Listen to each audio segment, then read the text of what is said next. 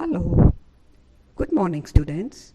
I am Vimi Vadva, your social studies teacher. Hope you all are doing well and utilizing this period of lockdown in the best possible way. Students, in our last assignment, we had studied about chapter 1 in which you have learned about globe and maps. Now, moving further, today we will learn how to read a globe for locating a place. For this, first we should know about the two main features of the globe, that are latitudes and the longitudes. To begin with, the globe, which rotates on its axis, has two endpoints called poles, North Pole and the South Pole. Globe is divided into two parts with an imaginary line called equator. The upper half is called Northern Hemisphere, while the other half is called the Southern Hemisphere.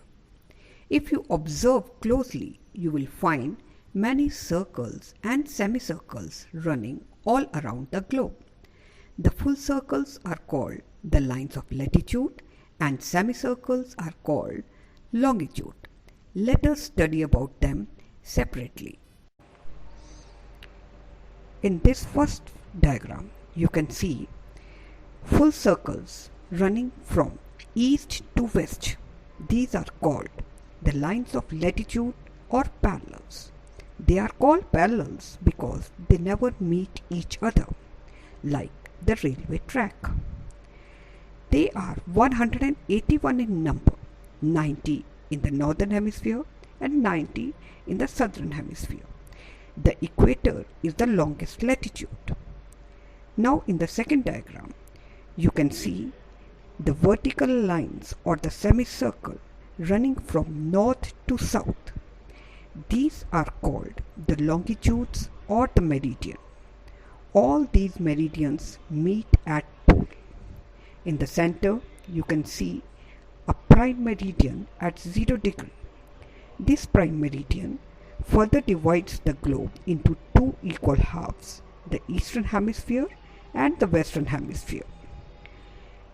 All the longitudes on both the sides are drawn at an equal interval of 1 degree. Prime meridian is also called the Greenwich meridian because it passes through a place called Greenwich near London. In order to maintain international uniformity, time at prime meridian is adopted by all the countries. All the countries that lie on this meridian will have same time called GMT time, that is Greenwich Meridian time. After every 15 degree east or west, time changes by 1 hour. If we move toward eastern side, the time increases by 1 hour, and if we move toward western side, the time decreases by 1 hour. I hope this much is clear. Now, on the basis of heat zone, which we will read in the next chapter, there are certain important lines of latitude. In the diagram as given, you can see there are certain latitudes which have been assigned certain names. Students, you know that Earth is spherical in shape. It is the widest near the equator, and as we move away from the equator, the length of the latitudes keep on decreasing in size. From 0 degree, when we move towards 23.5 degree north, we see a line of latitude which is called Tropic of Cancer. Then at 66.5 degree north, another line of latitude is called Arctic Circle. At 90 degree north, we can see North Pole. Similarly, when we move towards southern hemisphere, 23.5 degrees south is called Tropic of Capricorn. 66.5 degree south is Antarctic Circle. At 90 degrees south, it is South Pole. Now to learn them, you can remember it like this.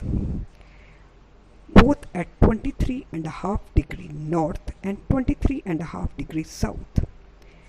Both are tropics. Students, these tropics are actually the torrid zone, which are the hottest zone on the earth. About this we will read in detail in our next chapter.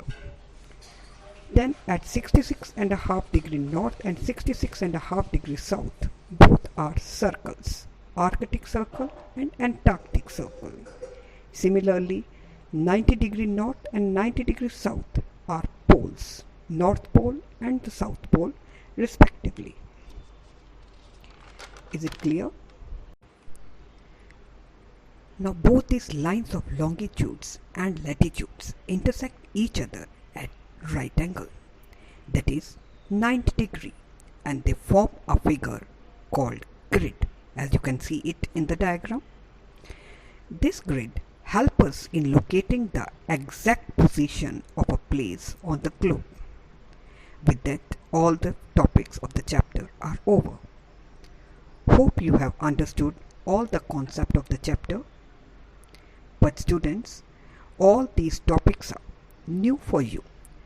So please go through the chapter and my notes thoroughly. I am also providing you a YouTube link which will further help you in understanding the chapter. If at all you have any queries, you are always welcome. The homework for the week is that read the chapter, write difficult words of it, practice drawing the diagrams, especially the important lines of latitude and the grid. Try to solve the objective questions of the chapter. And that's all. See you next week. Thank you. Bye bye.